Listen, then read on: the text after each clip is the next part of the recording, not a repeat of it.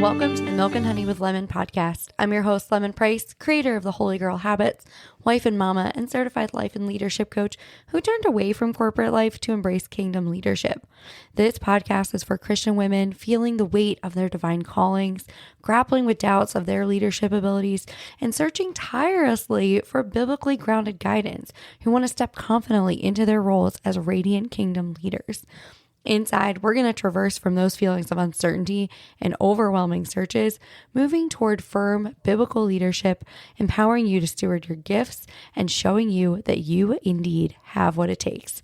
So, sister, grab your favorite cup of coffee or tea, and let's dive in together. Hello, friends. Welcome back to the Milk and Honey with Lemon podcast. I'm so excited to have you here because y'all, it has been just a busy season right now. I say we because my whole family has to help. But I'm getting ready to leave for California. So by the time this episode drops, I will be probably packing. I am a last minute packer, 100%. Have no clue at the time of recording this, and y'all, I'm only recording this like a week in advance, have no clue what I am wearing to this conference, and I'm speaking several times during this conference. I have no clue what I'm wearing, have no clue what I'm packing. I do know what I'm wearing to the gala. So I don't know what shoes are going on my feet, but I do know at least I have clothing. And that lends itself to the conversation that we're going to have today on what it means to be a modern woman who really loves the Lord, but also feels called to lead, right? How do we balance the two? How do we function in society doing all of these things that we have to do? Because we both know that it is a lot of stuff that we have to do. Like we're busy bees. That's where I said, I know I personally am super busy all the time I'm not busy doing unimportant things. Like I'm busy doing the podcast, which is really fun and having really good conversations. I have incredible speakers coming up. So that takes a lot of prep work. And I teach a biblical leadership class, which is really amazing every Tuesday. And I'm having team calls. I'm doing all kinds of things business-wise, but then at home, because I stay at home, I'm handling all the laundry. There's laundry going right now. I've already done dishes. I'm recording before 8 a.m. Dishes already done. There's a load of laundry already done. But then I'm listening to podcasts myself, get things done because I need to be poured into as well. And then I'm very crunchy, not so crunchy that I won't go pick up a pizza, which I feel like shocked somebody the other day. She was like, I can't believe you eat pizza. I do. 100%. I love pizza. And I will absolutely hit up a Domino's if I need to, or something, or somewhere local if there's something good. But I'm also concerned about making sure bread is made and grabbing eggs from my in-laws' farm and all of those kind of things. I say that to say that I understand what it is like to be insanely busy and the things that we have to deal with. We've got these societal expectations. I find it very interesting, the demands that are on women, because I think we still hold a lot of these early ideas that women should be at home. Titus 2 says that women should be keepers of their home. And so that is a biblical concept. But then we also see women like Lydia who run a business. And I think whatever wave of feminism it is, right, that was in the 60s and now I think today has made it progressively worse, right? So women are in the workforce and they're doing their thing in the workforce, and there's this expectation that you also need to climb a corporate ladder and that you need to be the best and we need to be competing. And so there's a lot, I think, of expectations on women to do it all and to be it all and to really be this ultimate Proverbs 31 woman. She had multiple businesses. I just talked to one of my friends the other day about this, that I realized the ultimate Proverbs 31 woman, she had multiple streams of income. And the only way to do that is to run multiple business, but then she also was taking care of her family. But she had help doing it. I think that's I think the big difference is I think that women are absolutely capable of doing the things that they feel called to do, that they want to do, that they biblically should be doing. But it used to take a village, and it still takes a village. There are so many times I don't know how we would function without my in-laws, and they're not super close. Like, it's still a 45-minute drive for us, but I know that in a bind, I can absolutely call them at any point in time, and they're happy to hang out with the kids. They always want to do a sleepover on a Friday night or something with the kids. And the boys love it because they get to work on the farm. And that just brings them a whole lot of joy.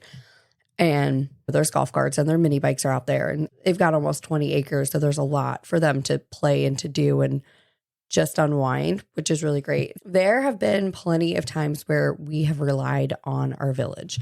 I remember when my husband's mother passed. I know that sounds very confusing. So my husband's entire family is from El Paso, Texas. We live outside of Savannah, Georgia, in that neck of the woods. My husband was adopted by his grandparents, and the people that he knew as mom and dad have both passed away. The in-laws that I'm referring to are very close friends of mine. They tell people that my husband is their youngest son, and they are wonderful. We have an incredible relationship. The kids have an incredible relationship with them. And so when I talk about my in-laws, that's what I'm talking about. I had never met my husband's father because he passed away, while I was still in high school. And then his mother passed away 2 years ago now. Yep, it's been a whole 2 years. When his mother passed away, it was the in-laws that are here, that are local, that when we called and said, hey, we have to go to El Paso, but the kids are starting school this week, no problem. It was no problem. Within an hour, we had our bags packed and they were here getting the kids and everything was fine. And it was just no questions asked. And I'm like, perfect. This is fantastic. We appreciate it. And so I think there's a lot of expectations on women to, again, do it all, be it all. And then as Christians, I think especially, right, there's an expectation that you're going to serve at church. It's inevitable. I don't know of a single service that I have ever attended that didn't say they needed volunteers in some capacity. And so there's a lot on you.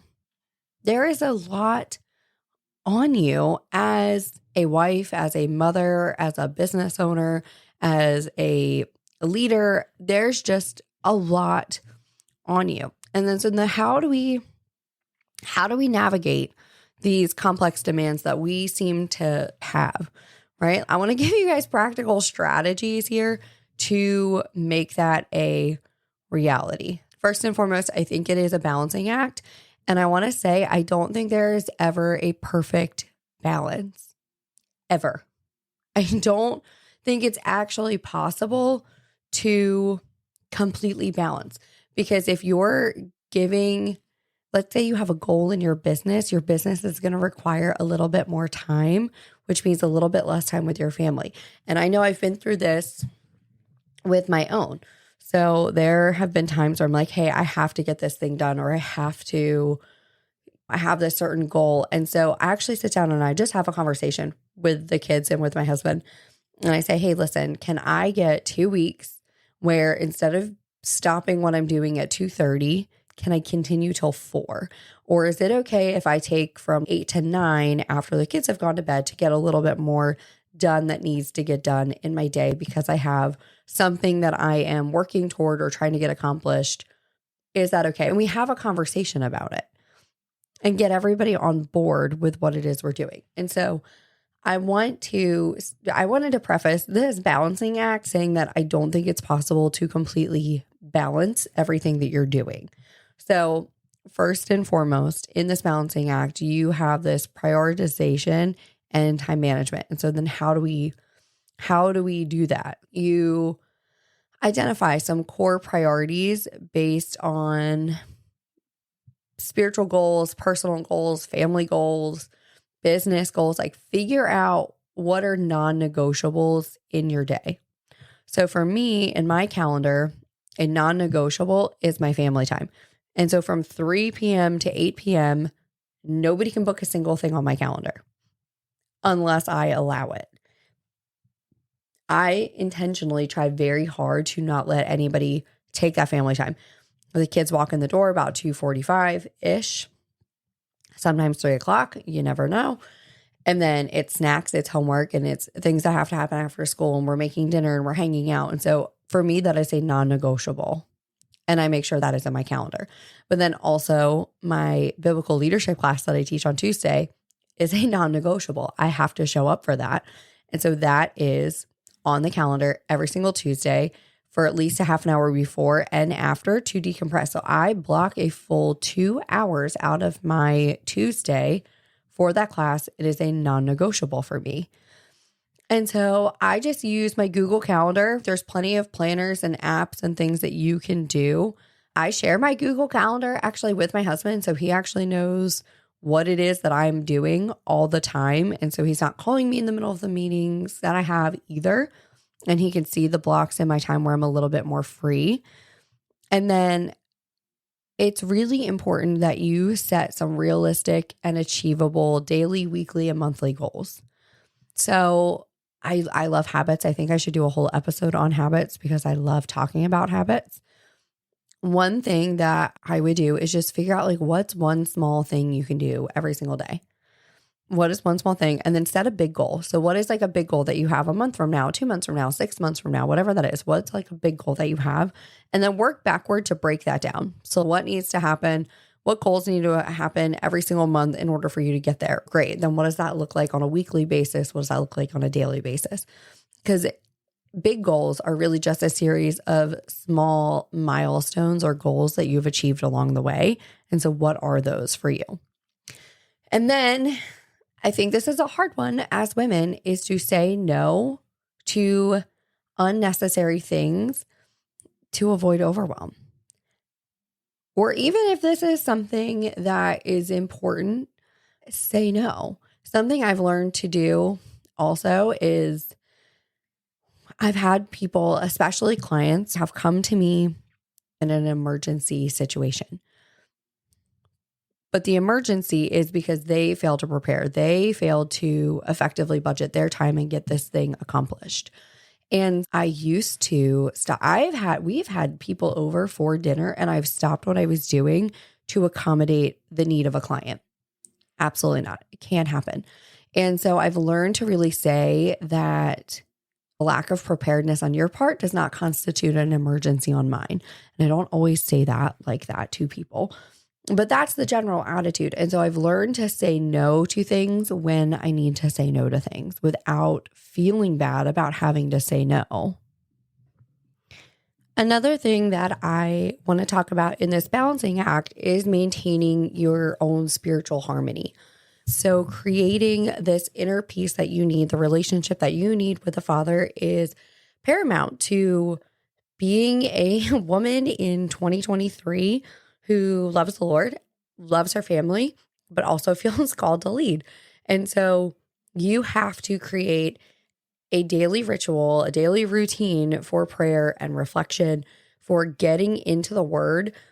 And I know sometimes it can be really challenging because I know for me, if now that the puppy's older, but for a season, right, I had a puppy, she would wake up all hours of the night. And so there was zero desire on my end to wake up early to get quiet time with the Lord in. It just did not appeal to me in any way, shape, or form. It's like having a newborn. And so I had to find times where it did work. So for me, I always also block as a non-negotiable in my calendar lunch because I need to. I have a reminder on my phone to make sure that I remember to eat lunch. And so that was when I got my quiet time in. That's when I made it work for my schedule.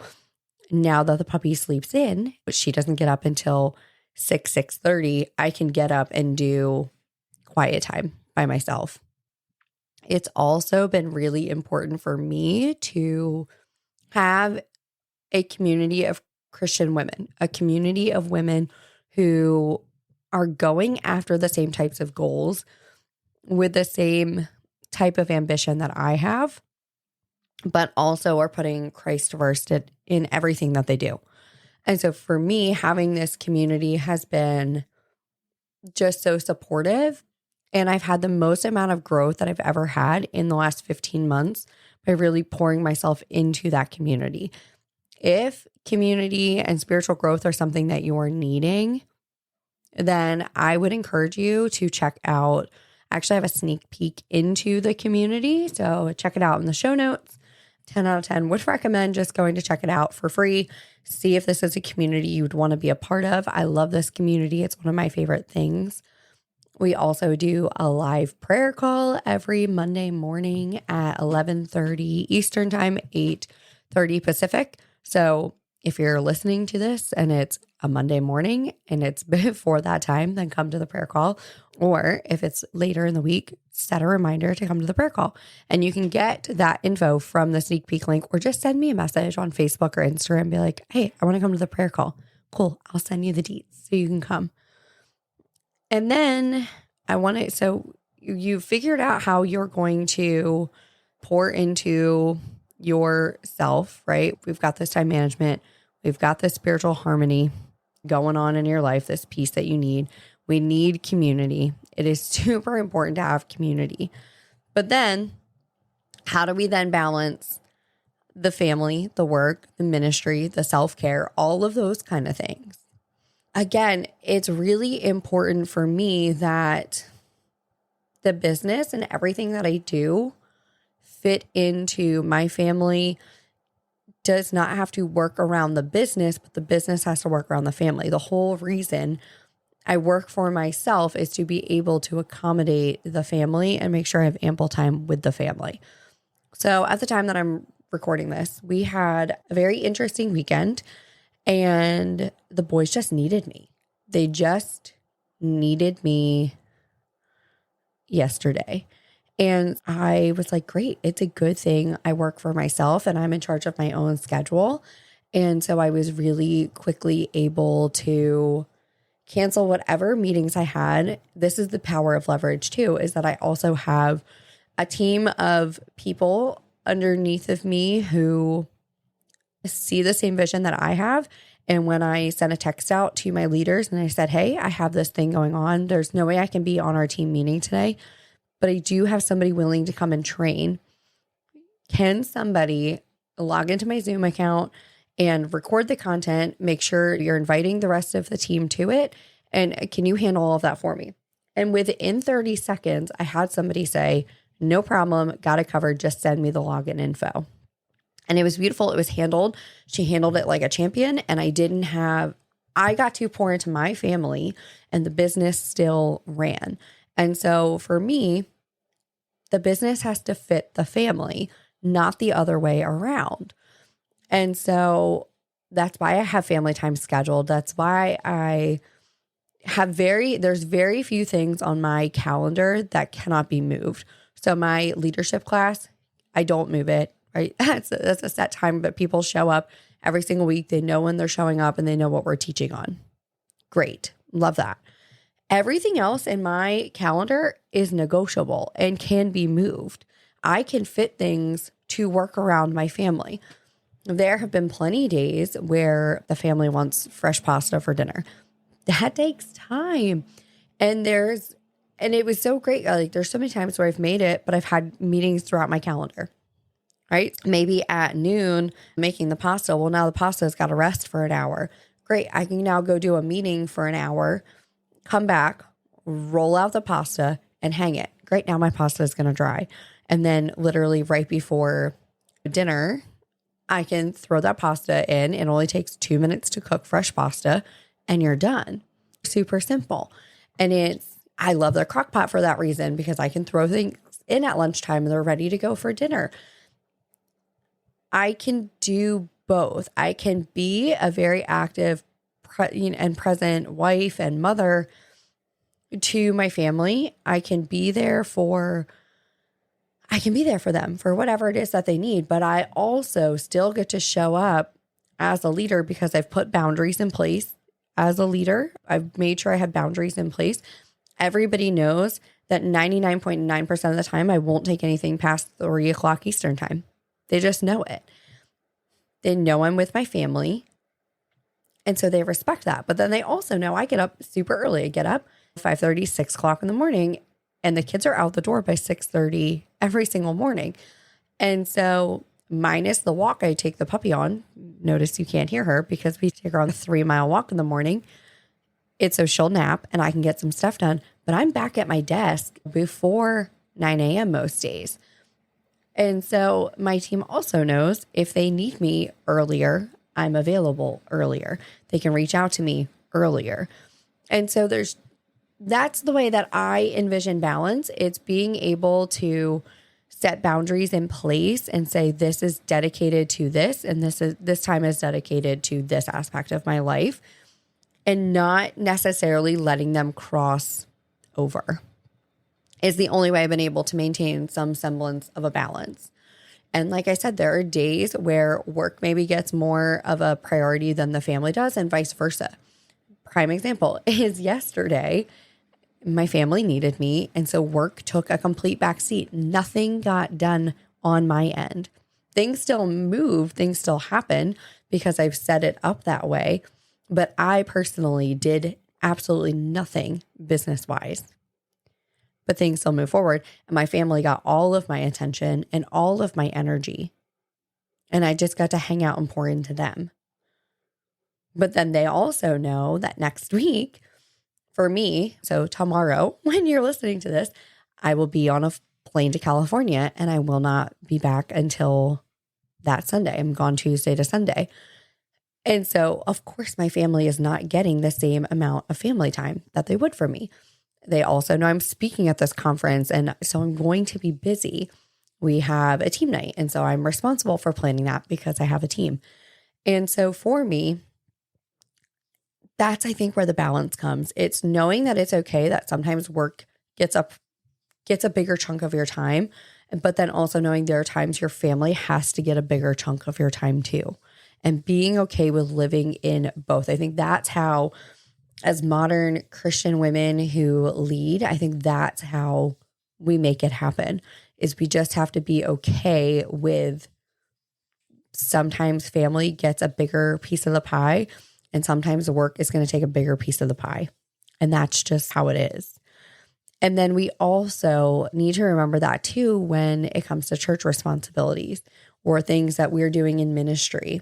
I think it's really important that we pour into ministry, but that ministry also pour back into us. And I think that's a form of self-care. I think that is a way we can care for ourselves spiritually and be in community and really just fill up our cup, because I don't think we can do any of the other things we have to do unless we're filling up our cup first. Unless we fill our cup first, we cannot do all of these other things that need to get done.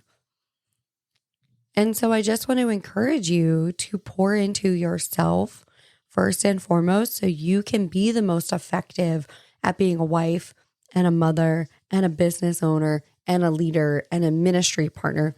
Pour into yourself. You cannot do all of these things that God has asked you to do if you are not pouring into yourself and your relationship with Him first and foremost. So I just want you to sit and reflect on, what does your day look like? And what do you want your day to look like?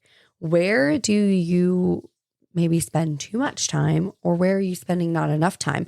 For me, I think a big realization was getting those screen time notifications. They are the worst and the best thing. If you're anything like me, I get distracted so easy. And so I had to turn off my news feed. I turned it off. There's a Chrome app and I can't see anything on my Facebook news feed. And so I give myself like 5 minutes in the morning, 5 minutes in the afternoon, and 5 minutes before I shut my day down to be able to look, see if there's anything I missed, if there's anybody I want to connect with, any of those things. But other than that, I don't scroll because I know myself. I will get distracted and nothing will get accomplished if I don't eradicate that. And so I just want to encourage you to look at your Look at your day. And what is it that you want? What do you want your day to look like? Inside of that free sneak peek link, which I'm going to encourage you to go check out again, there's actually 2 courses. We have over 200 trainings, but there's 2 specifically I want you to check out. Inside of my course, it's called Mamas in the Word, where I teach women how to disciple and study their scriptures like they're in seminary. So I went to seminary. I still have a few classes left to finish my master's in divinity in apologetics and theology. And a lot of the commentary I was getting is from women who said they couldn't do what I did because they didn't have a seminary degree. And so the very first section of that course, and there's 38 different trainings in there. The very first ones, though, are on time auditing and balance and seeing where you can structure your day in a way that best serves the Lord and His purpose for you and what it is you have to accomplish as a leader. So check that out. We also have a course in there by some other incredible woman on how do you kick the clock and on time management. So you guys have free access to go check that out. You can just scroll on through the show notes and grab that. It'll be at the very bottom.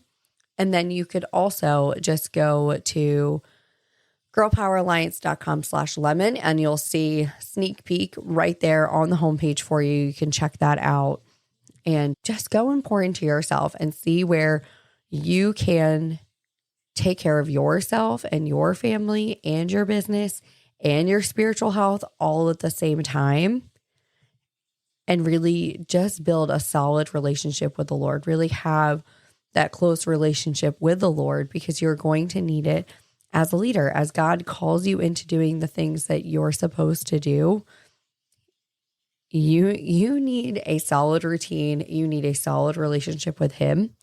And this, I think, is the best way to go and make sure that you have both of those things in place.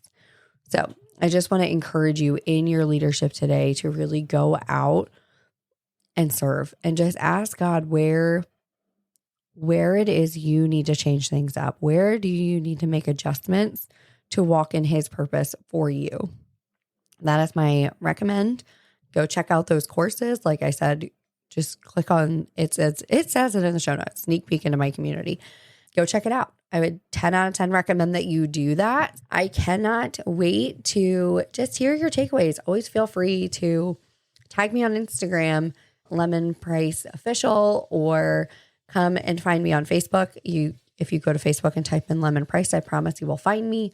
So come and connect with me. I would love to hear from you. I would love to see how it is that we can structure your day and your life in a way that best serves what it is God has called you to do. So until next time, bye friends. Thank you so much for listening to the Milk and Honey with Lemon podcast. I am so grateful you were here. I hope this episode has helped you move from feelings of doubt and uncertainty towards stepping confidently into your God-given leadership role, fully equipped with biblical wisdom. If you enjoyed this episode, please take a second to rate and review.